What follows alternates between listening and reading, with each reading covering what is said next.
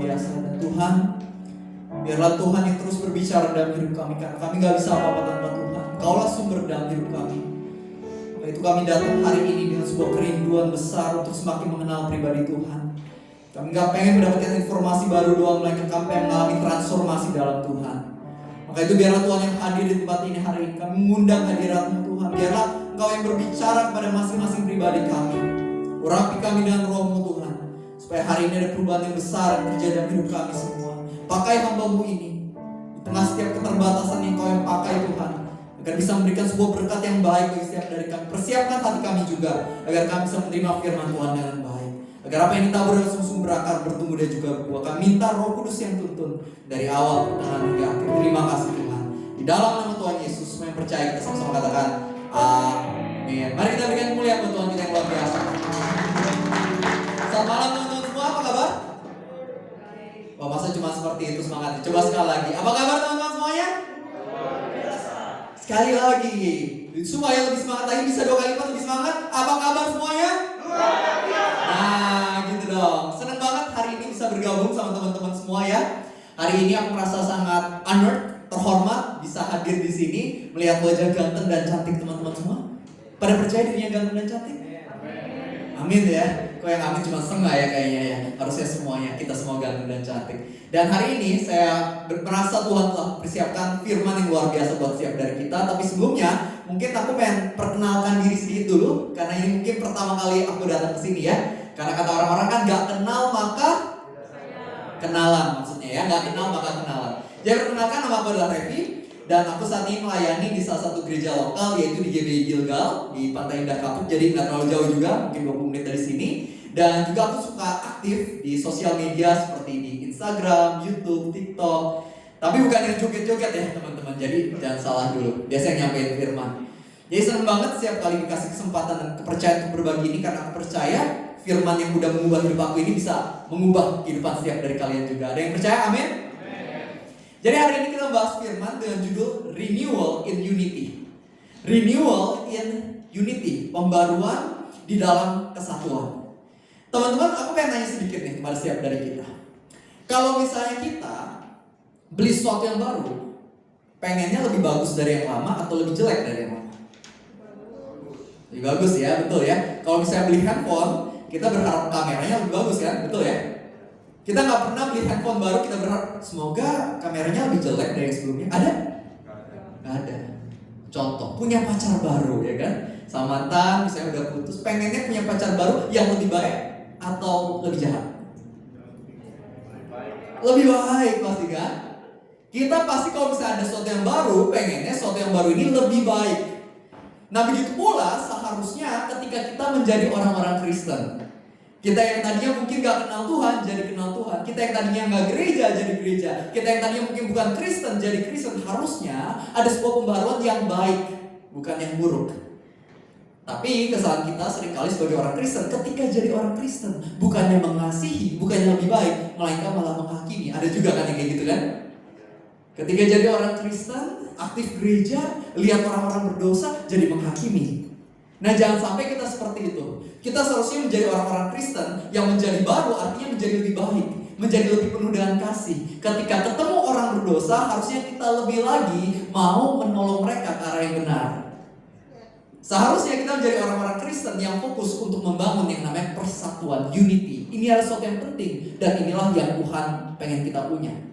Makanya kita lihat yuk ayat dasar kita bisa lihat 1 Korintus 1 ayat 10 teman-teman. Di mana dikatakan seperti ini oleh Rasul Paulus. Aku menasihatkan kamu saudara-saudara supaya kamu setia sekata dan jangan ada perpecahan di antara kamu. Sebaliknya hendaklah kamu erat bersatu dan sehati sepikir. Jadi di sini Rasul Paulus ingetin kita semua, kita harus ada yang namanya persatuan dengan satu sama lain. Ada kerukunan dan bukan perpecahan. Itu yang Tuhan pengen di gereja ini, itu yang Tuhan pengen di keluarga kita. Itu yang Tuhan pengen di dalam hubungan percintaan kita. Itu yang Tuhan pengen di dalam lingkungan pekerjaan dan juga pertemanan kita. Tuhan pengen ada yang namanya persatuan dan bukan perpecahan. Jangan sampai kita mencontoh orang-orang Farisi, teman-teman semuanya. Bisa next slide, kita lihat sedikit ya. Orang-orang Farisi sebenarnya dulu latar belakang terbentuknya mereka ini, alasannya itu bagus loh. Ada yang tahu gimana ceritanya pertama kali orang-orang Farisi muncul? Ada yang tahu? Mungkin belum pada tahu ya, aku ceritain sedikit. Jadi waktu itu, anggapannya bangsa Israel baru aja mengalami pembuangan ke Babel karena dosa mereka.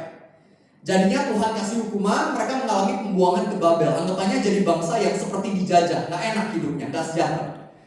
Tapi singkat cerita, akhirnya Tuhan membawakan pemulihan, dan oleh sebab itu ada beberapa orang yang bangkit. Mereka bilang, kita gak pengen bangsa kita hancur lagi kayak sebelumnya. Maka itu kami mau sungguh-sungguh taat sama hukum Tuhan. Maka itu lahirlah orang-orang Farisi ini. Anggapannya orang-orang yang beneran mau serius memegang hukumnya Tuhan.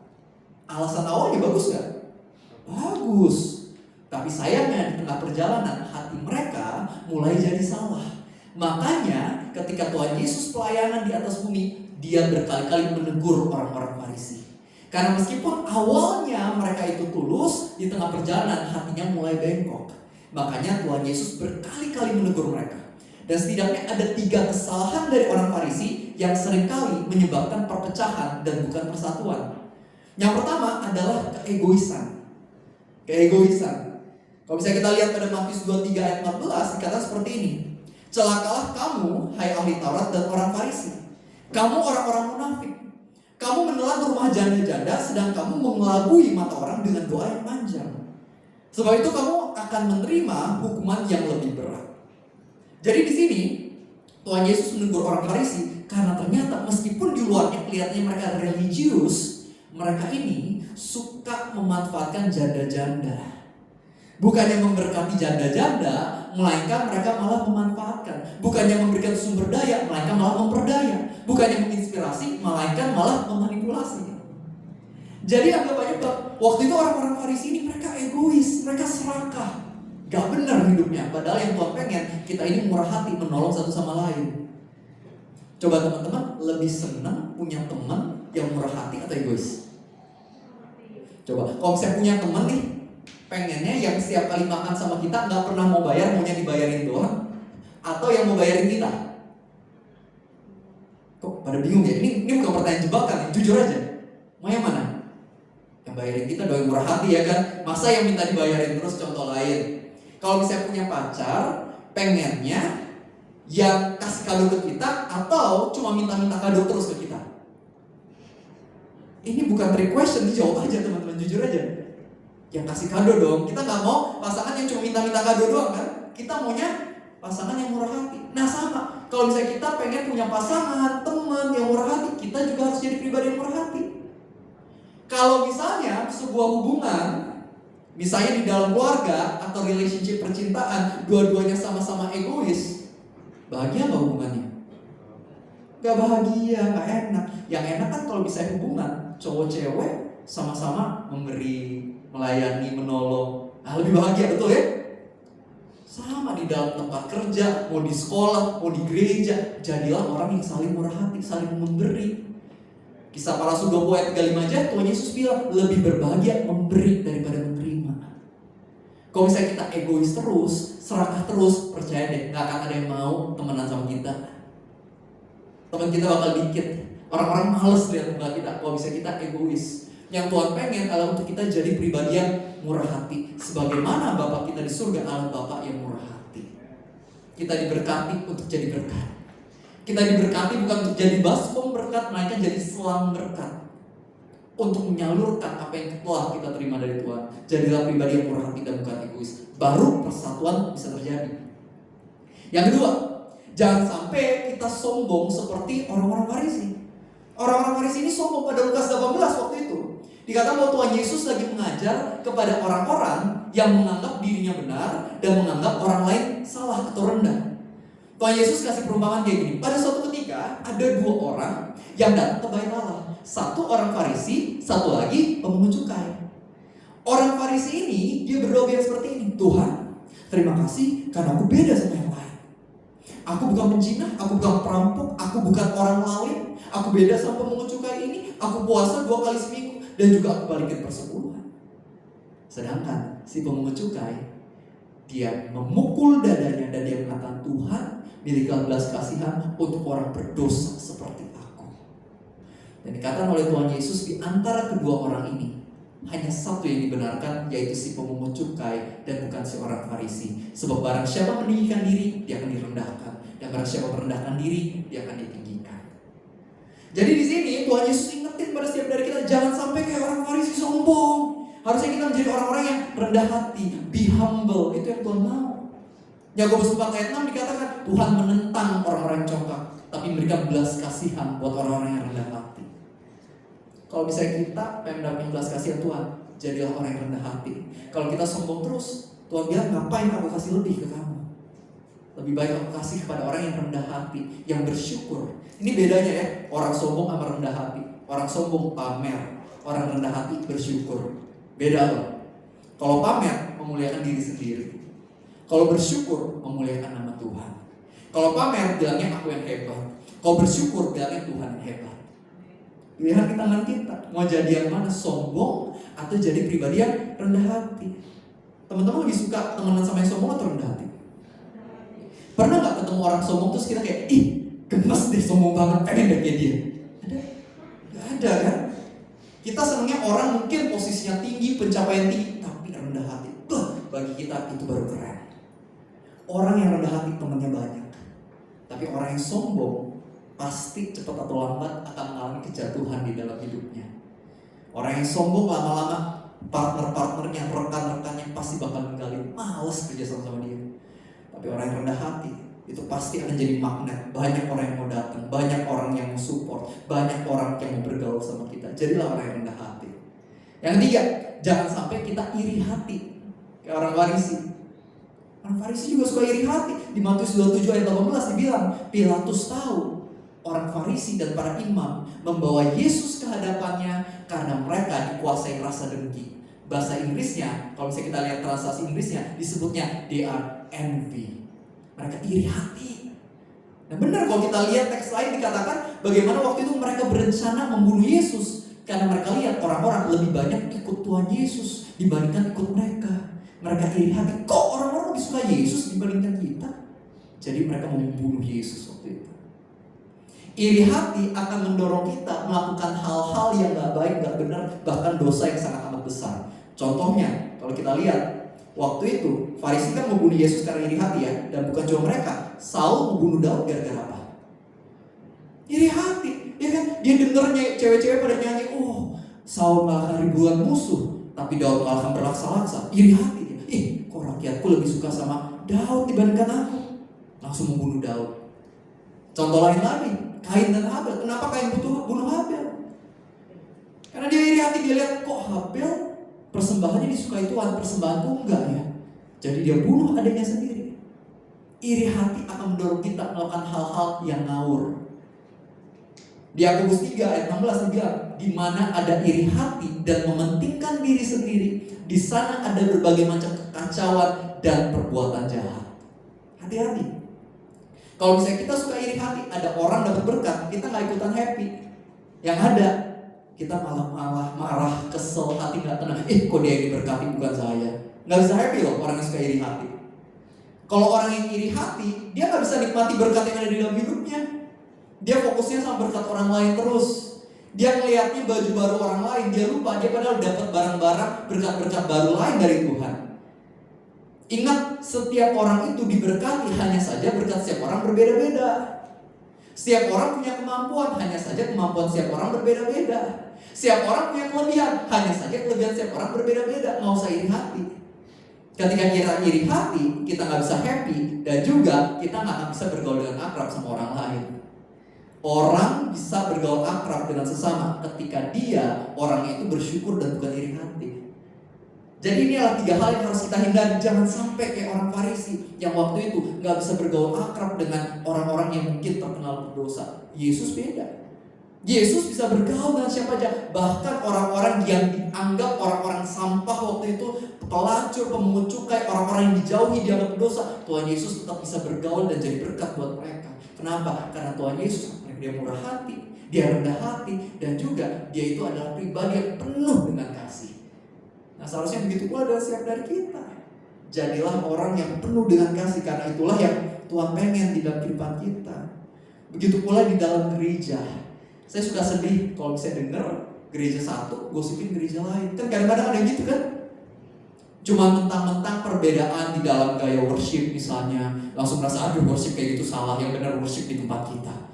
Pakai baju kayak gitu salah, yang benar tuh pakai baju kayak di tempat kita. Ya kan suka kayak gitu kan? Kita membanding-bandingkan gereja satu dengan gereja lain, yang ini lebih bagus, yang lain lagi kurang bagus. Jangan sampai gitu. Harusnya kita sebagai anak Tuhan itu saling mengasihi, saling support. Tuhan kita adalah Bapa di surga yang baik. Bayangin seorang bapak kalau punya 5 anak. Seorang bapak yang baik, kerinduannya pasti bukan supaya 5 anaknya berantem kan? Bapak yang baik kepengen 5 anaknya, meskipun beda-beda nih ya anak-anaknya, saling mengasihi, rukun. Sama kayak Tuhan, gereja Tuhan banyak. Tuhan pengen bukan kita saling musuhan, tapi saling mensupport gereja satu sama lain. Tapi ya kalau misalnya acaranya udah sesat banget, misalnya jangan sembah Yesus tapi sembah iblis, ya kita sorry, itu berarti bukan gereja ya. Kita harus bisa bedain juga ya. Tapi kalau misalnya bedanya kecil-kecil doang, style lagunya, style musiknya, ya harusnya gak masalah. Kita tetap saling support satu sama lain, karena kita punya tujuan yang sama. Apa itu? Memuliakan Tuhan dan mengasihi sama misinya. Teman-teman, kayak pertandingan sepak bola aja deh, tim sepak bola. Tim sepak bola misalnya ya, Barcelona, ada yang suka Barcelona? Udah gak ada ya, Messi-nya udah pindah ya soalnya ya. Ya misalnya suka sama Barcelona deh misalnya. Orang-orangnya kan dari negara berbeda-beda ya. Negara berbeda-beda, ras berbeda-beda, posisinya beda-beda, tapi mereka punya tujuan yang sama. Makanya mereka saling support. Tujuannya untuk membobol gawang lawan dan juga melindungi gawang sendiri. Tujuannya sama, makanya mereka bersatu. Harusnya begitu dengan gereja Tuhan. Kita bersatu karena tujuannya sama. Mau memuliakan Tuhan dan jadi berkat buat orang-orang di sekitar kita. Makanya harusnya kita bersatu. Ingat teman-teman, bersatu kita teguh, bercerai kita runtuh. Bersatu kita teguh, bercerai kita runtuh. Kalau misalnya gereja Tuhan saling terpecah belah, iblis senang. Tapi kalau misalnya gereja Tuhan bersatu, iblis gemetar. Aku mau kasih lihat sebuah gambar yang menurut aku menarik, bisa next slide. Teman-teman, kita harus mencontoh seperti hewan-hewan ini. Ada yang tahu itu hewan apa? Bisa dilihat. Ada yang suka penguin? Saya suka penguin, lucu menurut saya. Nah, penguin ini biasa tinggalnya di kutub utara, betul ya? Di tempat yang dingin. Tapi teman-teman tahu nggak sih? Meskipun penguin ini bisa bertahan di udara yang dingin banget, akan ada musim di kutub utara yang dinginnya itu ekstrim banget. Penguin pun nggak bisa bertahan hidup. Makanya para penguin ini ketika melewati musim ekstrim itu, mereka itu harus saling pelukan, anggapnya dekat-dekatan kayak di gambar ini. Mereka kayak nggak kasih space, mereka nempel semuanya, supaya mereka saling menghangatkan, supaya mereka bisa bersama-sama survive. Kalau misalnya ada penguin nih, dia pengen sendirian aja, dia merasa aku nggak butuh yang lain, dia sendirian, mati pasti, kedinginan, nggak kuat. Penguin ini, mereka semua kalau lewatin musim ini, mereka harus bareng-bareng supaya hangat bisa bertahan sama-sama. Sama halnya dalam hidup kita butuh satu sama lain. Contoh lain lagi, yang di sampingnya ada pohon redwood. Ini adanya di California, di Indonesia kayaknya nggak ada ya. Tapi di California ini pohon redwood menarik, tingginya sampai 100 meter. Tinggi banget ya. Anggap aja kalau pemain NBA satunya 2 meter, ini 50 orang ditumpuk sampai tinggi banget. Nah itu pohon redwood, tingginya 100 meter. Tapi akarnya cuma 2 meter. Akarnya cuma sekitar 1/50 panjangnya dari batangnya. Yang menariknya, kenapa pohon redwood ini meskipun akarnya pendek dibandingkan batangnya, batang yang besar dan tinggi ini bisa bertahan dan kokoh. Ternyata setelah diteliti, di dalam tanah, akar-akar pohon redwood ini saling bergandengan satu pohon dengan pohon lainnya.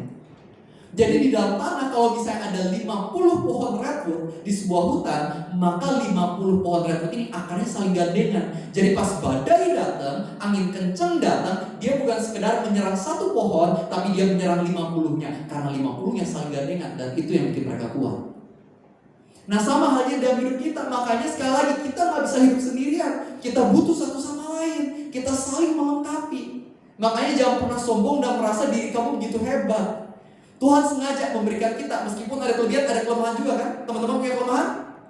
Punya. Saya percaya salah satu alasan Tuhan memberikan kita kelemahan, supaya kita gak sombong, dan juga supaya kita belajar yang namanya kerjasama. Karena Tuhan gak pengen anak-anaknya tinggal sendiri-sendiri doang. Tuhan pengen anak-anaknya saling berkolaborasi, saling menolong satu sama lain, saling mensupport satu sama lain. Tapi ingat juga ketika bersekutunya harus sesuatu yang baik ya. Jangan bersekutunya untuk sesuatu yang jahat atau salah. Next slide, kita bisa lihat gambar ini. Ada yang tahu ini apa? Menara Babel ini ya ceritanya. Di Kejadian 11 menarik banget teman-teman. Waktu itu diceritain bagaimana waktu itu para manusia ini masih satu bahasa. Anggap aja belum kayak sekarang. Kalau sekarang udah ada Indo, Inggris, Mandarin, ya kan, Jepang. Kalau zaman dulu nggak ada, cuma satu bahasa, sama semua. Dan singkat cerita, mereka memutuskan, ayo kita bangun sebuah kota dengan menaranya yang menjulang sampai ke langit. Lalu kita cari nama buat diri kita sendiri supaya kita nggak terserak ke seluruh dunia. Dan singkat cerita, akhirnya Tuhan datang. Tuhan datang dan Tuhan mengacaukan bahasa mereka sehingga akhirnya mereka nggak ngerti satu sama lain, mereka terpencar dan menara Babel nggak jadi berdiri. Kenapa Tuhan mengacaukan mereka? Karena mereka punya motivasi yang salah. Mereka bersatu sih, tapi bersatunya buat sesuatu yang salah. Mereka bersatunya karena mereka mau memegahkan diri sendiri, menyombongkan diri sendiri. Makanya Tuhan bilang kita gagalkan. Begitu pun ada hidup kita, jangan sampai kita bersekutu tapi alasannya salah. Banyak ya bersekutu nih, ngumpul. Ngapain? Gosip ya kan? Jen, udah tahu belum sih si Kevin masih jalan lagi sama si Kalista, ya kan? Gosip, ngumpul. Atau mungkin ngumpulnya buat ngomongin pornografi, bikin grup WhatsApp, kirim-kirim video gak bener. Ada juga kayak gitu, bersatunya, berkumpulnya untuk sesuatu yang salah. Nah jangan sampai kita kayak gitu. Harusnya kita bersatunya berkumpulnya untuk sesuatu yang baik. Kumpul buat komunitas rohani, worship Tuhan sama-sama, doa sama-sama, saling membangun, saling curhat-curhat tapi sesuatu yang positif. Intinya adalah marilah kita bersatu untuk sesuatu yang positif. Ada amin teman-teman? Ada sebuah ayat yang menurut aku menarik banget, bisa next slide. Pada Roma 12 ayat 4-5 dikatakan kayak gini teman-teman oleh Rasul Paulus. Sebab sama seperti pada satu tubuh kita punya banyak anggota, tapi tidak semua anggota itu punya tugas yang sama. Demikian juga kita walaupun banyak adalah satu tubuh di dalam Kristus, tapi kita masing-masing adalah anggota yang seorang terhadap yang lain. Di ayat 1 Korintus Rasul Paulus juga bilang, bagaimana mungkin mata bisa bilang pada tangan, aku gak butuh engkau.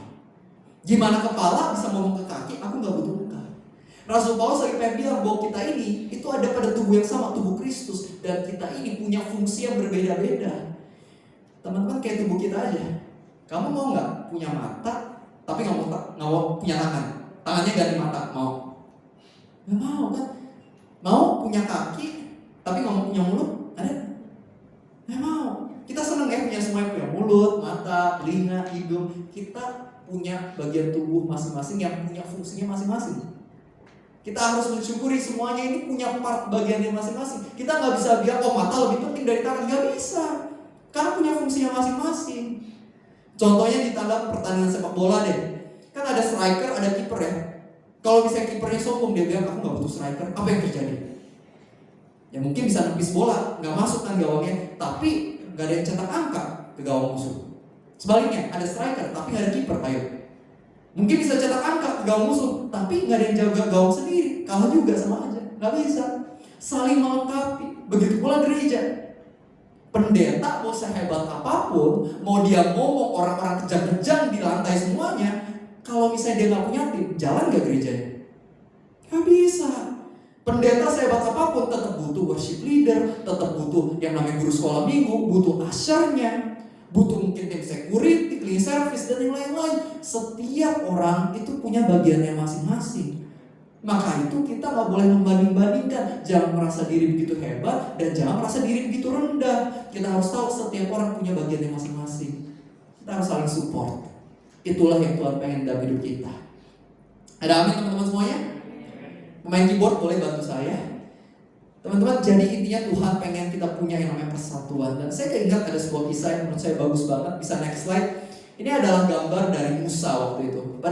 Pada Keluaran 18 diceritakan bagaimana Musa waktu itu memimpin bangsa Israel yang jumlah penduduknya ada 3-5 juta orang. Banyak ya dulu. Dan dikatakan bahwa setiap kali bangsa Israel ini punya masalah, mereka datangnya ke Musa. Dan oleh sebab itu, bayangin, ketika ada orang punya masalah, mau curhat, mau konseling, datang ke Musa. Rakyat 3-5 juta. Ngambil nomor antriannya nomor berapa? Ngambil nomor antrian, kita biasanya BCA aja, kalau bisa kita ngambil 20 aja kita udah kaget. 20 lagi Pak. Nah ini bangsa Israel, rakyat 3-5 juta, customer service-nya cuma Musa. Narik tiket mungkin bisa 100.543. Tahun depan belum tentu ketemu Musa itu ya kan. Ngantrinya panjang banget. Jadinya bangsa Israel gak bisa terlayani dengan baik, dan Musa juga capek banget, burn out. Makanya mertuanya namanya Yitro, dia datang kepada Musa dan dia bilang gini, Musa, kamu gak bisa kayak gini terus. Kalau kamu sendirian, bangsa Israel gak terlayani dengan baik, kamu juga gak sanggup. Gini aja, kamu bikin sebuah tim, cari orang-orang yang pandai bekerja, takut akan Tuhan, kamu bikin. Ada yang pemimpin 1000, pemimpin 100, pemimpin 50, pemimpin 10. Kalau masalahnya kecil, kasih ke mereka. Masalah yang berat banget, baru ke kamu. Musa lihat, ini ide bagus. Akhirnya dia terapin, dia bikin tim. Ada pemimpin 1000, 100, 50, 10. Dan singkat cerita, pelayanannya bisa berjalan lebih baik. Dan inilah firman Tuhan yang bagi saya sebuah pegangan yang bagus banget dalam hidup saya.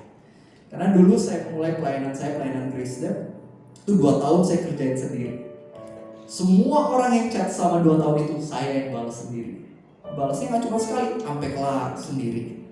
Yang nulis renungan setiap hari, saya sendiri. Bikin konten sosial media, saya sendiri. Semuanya sendiri. Capek gak? Capek. Gak ada waktu buat yang lain lagi. Tapi habis itu Tuhan kasih hikmat, bikin tim. Kamu gak bisa sendirian. You need one another. Kamu gak bisa one man show. Akhirnya saya mulai cari tim. Dan menariknya, Tuhan itu provide loh. Tuhan yang sediain anggota tim membernya. Tuhan ketika bilang kepada kita cari tim, Tuhan itu gak suruh kita yang cari sendiri sebenarnya. Melainkan Tuhan udah sediain, kita cari dikit bakal ketemu sebenarnya. Salah satu tim member pertama aku namanya Wendy. Jadi dia ini tuh dulu suka balas-balasin komen di konten-konten yang aku buat. Jadi singkat cerita, karena dia suka balas-balasin komennya, aku jadi lumayan teringat sama namanya. Aku ajak aja ketemu. Rumah kamu di mana? Kalau misalnya nggak jauh, kita ketemu yuk ngobrol. Ternyata dekat di Jakarta juga. Ketemu, pas ketemu saya ngobrol-ngobrol, saya bilang, saya lagi mau bikin tim nih, mau nggak bantuin? Terus dia bilang, boleh, mau. Puji Tuhan, dapet tim member 1. Beberapa bulan kemudian si Wendy ini cerita gini, Revi tau gak sih kenapa waktu itu gue dengan cepat memberikan respon mau? Karena sebenarnya sebelum gue tahu Grace Step, sebelum gue baca renungan website lu, gue dapet mimpi dari Tuhan. Gue dapet mimpi dari Tuhan di mana gue lagi duduk kursi gitu ya, depannya meja dan depannya lagi ada elu lagi duduk. Gue belum kenal lu siapa, gue juga gak tahu lu siapa. Pada suatu hari gue ketemu renungan Grace Step, gue bacain, gue lihat muka orangnya kok kayak pernah lihat ya. Dan singkat cerita, pas akhirnya makan, lu ajakin gue makan, kita ketemu, dan gue duduk di kursi itu, meja depannya lu. Gue merasa itu kayak apa yang ada di mimpi gue. Makanya gue langsung bilang mau. Karena bahkan sebelum gue ketemu lu, Tuhan udah kasih tahu lu tentang lu ke gue gitu. Ini menurut aku menarik banget. Pelayanannya aja belum dimulai, Tuhan udah sediain orangnya. Sama halnya dalam hidup teman-teman. Tuhan sediain kok di member yang kita butuhkan, pasangan hidup yang kita butuhkan, rekan bisnis yang kita butuhkan, anggota di gereja yang kita butuhkan. Tuhan udah sediain semuanya. Kita hanya melakukan bagian kita aja yang terbaik mungkin. Dan gak usah khawatir. God, Tuhan memegang kendali. Tuhan telah menyediakan wasiat dari kita. Jadi jangan khawatir teman-teman ya. Kalau misalnya lagi ada yang khawatir cari pasangan hidup, jangan khawatir. Tenang, semuanya akan disediakan sama Tuhan. Yang mungkin lagi bingung nih mau bikin usaha sama siapa, tenang, Tuhan yang bakal sediakan. Mungkin di gereja ini kita bingung, aduh gak ada volunteer, tenang, Tuhan yang akan kirimkan. Kita lakukan aja bagian kita doa terus, kita lakukan yang terbaik, dan kita akan lihat Tuhan bakal kirim orang-orang yang tepat. Dan sekali lagi aku pengen ingatin pada setiap dari kita, selagi kita menunggu, terus aja mengasihi. Karena itu yang Tuhan mau, perintah terutama. Dan juga yang kedua, yang sama pentingnya, Tuhan mengatakan, kasihilah Tuhan Allahmu dengan segenap hatimu, jiwamu, akal budimu, dan kasihilah sesama manusia. Rasul Paulus mengatakan, gak ada gunanya aku tahu bahasa malaikat, aku tahu semua pengetahuan, kalau misalnya aku gak punya kasih, aku itu seperti tong kosong, gak ada gunanya. Love adalah apa yang Tuhan pengen dalam hidup kita. Dan itulah yang bisa membuat persatuan terjadi di dalam hubungan kita dan juga gereja kita. Kasih inilah yang bisa menyelamatkan dunia. Dan begitu pula Tuhan menyelamatkan kita. Pakai apa? Pakai kasih. Di atas kayu salib itu Tuhan Yesus yang mengorbankan nyawanya untuk menebus dosa-dosa kita. untuk mengadakan pembaharuan, yaitu persatuan antara kita manusia berdosa dengan Tuhan yang sempurna. Kita yang gak layak harus masuk neraka dipulihkan oleh karena darah Kristus Yesus. Tuhan Yesus yang mengadakan persatuan antara kita dengan Allah Bapa. Teman-teman, pagi ini ketika aku doa pagi di gereja, ketika lagi worship, aku merasa aku dapat sebuah pesan yang luar biasa banget dari Tuhan. Aku merasa kayak aku dapat semacam gambaran di kepala aku, di mana aku lagi duduk sebelahnya Tuhan Yesus, kita lagi bersandar pada sebuah kayu salib. Nah, habis itu Tuhan Yesus dia masih pakai mahkota durinya, tangannya masih bolong, masih ada darah-darah habis dipecutin, habis dia mengalami semua penderitaan itu. Dan aku kayak nanya kepada Tuhan Yesus, Tuhan, emangnya gak sakit ya itu semua? Tuhan Yesus bilang gini, sakit sih, tapi lebih sakit lagi kalau aku harus kehilangan kamu. Dan ketahuilah itu bukan perkataan Tuhan Yesus buat aku doang, tapi buat kalian semua juga. Sakit gak sih? Di atas kayu salib itu sakit sih, tapi lebih sakit lagi kalau saya harus kehilangan kalian. Makanya Tuhan Yesus rela. Karena Tuhan Yesus telah menyelamatkan kita dan begitu luar biasa, Tuhan juga pengen kasih pesan, kamu juga harus sayang sama orang-orang lain, karena aku juga mati buat mereka. Kita sering kali bersyukur karena kasih Tuhan buat kita, tapi ketika kita ketemu orang-orang yang mungkin menyebalkan, kita gak suka, kita mulai mengatakan, Tuhan, aku gak mau mengasihi dia. Tapi Tuhan mau bilang, aku mengasihi dia, dan karena aku mengasihi dia, aku minta kamu juga kasihi dia dong. Memang dia nyebelin, memang dia suka bete, memang dia sudah menyakiti kamu, memang dia sudah nipu sama kamu, tapi aku minta kasihi dia ya. Sama kayak aku sudah mengasihi dia, karena aku udah rela mati loh buat dia. Sama kayak aku rela mati buat kamu, ayo kasihi dia ya. Hari ini mungkin tantangan terbesar kita bukanlah mengasihi orang-orang yang baik sama kita. Tantangan terbesar kita adalah mengasihi orang-orang yang menyebalkan kepada kita. Tapi itu yang Tuhan mau, dan itu yang membedakan orang Kristen sama orang biasa. Tuhan Yesus bilang orang dunia, dia membalas kebaikan dan kebaikan, kejahatan dan kejahatan. Tapi kamu beda. Orang Kristen pengikut aku membalas kebaikan dan kebaikan, kejahatan dengan kebaikan juga. Berdoa untuk orang-orang yang menganiaya kita. Dan inilah yang bisa membuat persatuan terjadi, teman-teman. Aku suka share firman Tuhan, dan kadang-kadang ada yang ngejek-ngejek aku. Kadang-kadang ada yang ngejek-ngejek aku di sosial media, ngata-ngatain aku, tapi gak pernah sekalipun aku balas dengan ejekan. Aku terus aja balas, God bless you, Jesus loves you, kita doain sama-sama. Ada pernah seseorang yang chat aku di WhatsApp, aku gak kenal orangnya, dia ngejek-ngejek aku, ngatain setan lu segala macam. Gara-gara aku belum balas dia dalam beberapa jam. Ya kan, dia chat aku gak kenal, aku belum balas, karena aku memang balas orang biasa juga cukup lama karena ada kesibukan. Tiba-tiba dia chat lagi, setan. Saya udah, aku balas aja, aku jelasin, bro, kan baru kenal, masa langsung dikatain gitu. Aku jelasin, tetap aja dia setan lu. Ya udah, aku bilang aja, God bless you, Jesus loves you. Bulan depan orang yang sama chat lagi, kok Revi, sorry ya, aku udah katain Koko, aku malu, kok aku udah ngejek-ngejek ngatain Koko, tapi Koko tetap bilang God bless you, Jesus loves you. Aku jadi malu sendiri.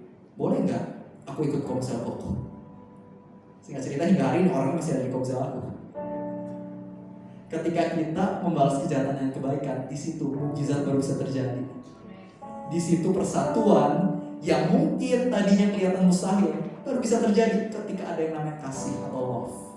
Sebagaimana Tuhan Yesus telah menunjukkan kasihnya di atas kayu salib buat kita. Maka itu yuk, mulai hari ini kita sungguh-sungguh tunjukkan kasih kepada dunia ini. Mari tutup mata kita. Kita mau berdoa sama-sama. Tuhan, terima kasih untuk firman-Mu. Terima kasih Engkau telah mengajarkan kami bagaimana kami bisa punya persatuan di dalam hidup kami ini. Kami tahu ini gak mudah. Bahkan bukan sekedar gak mudah, tapi ini ada sesuatu yang mustahil jika kami mengandalkan kekuatan kami sendiri. Maka itu Tuhan, kami berdoa, biarlah Engkau yang sertai setiap dari kami.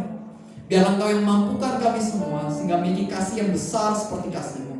Terima kasih atas penebusan dosa yang telah Tuhan berikan. Dan hari ini kami minta, biarlah Engkau yang urapi kami, supaya kami juga bisa mengampuni orang-orang yang bersalah kepada kami. Bantu kami untuk mengampuni orang tua kami. Bantu kami untuk mengampuni teman kami yang pernah berkhianat. Bantu kami mungkin untuk mengampuni mantan kami yang pernah melakukan